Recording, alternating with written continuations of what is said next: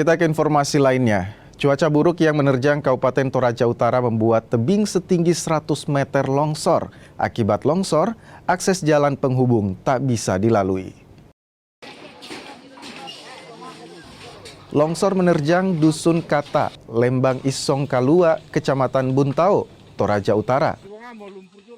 Longsor dipicu hujan dengan intensitas tinggi dan membuat tebing setinggi 100 meter runtuh. Longsor menimbun 5 pondok persiapan acara adat Rambu Solo.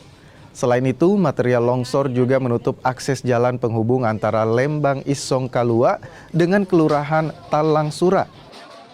Akibatnya, aktivitas warga di 2 wilayah tersebut sempat lumpuh. Pembersihan material longsor pun dilakukan warga dan pemerintah Lembang untuk membuka akses jalan. Longsor yang terjadi di Lembang Isong Kalua itu, Kecamatan Buntao,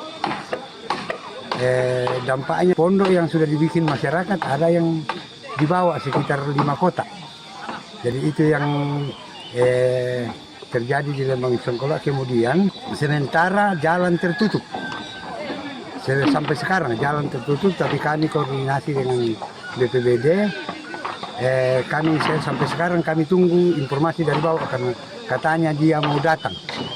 Mudah-mudahan kami mengharap dari BPBD supaya datang melihat situasi kami di sini kayak setengah mati.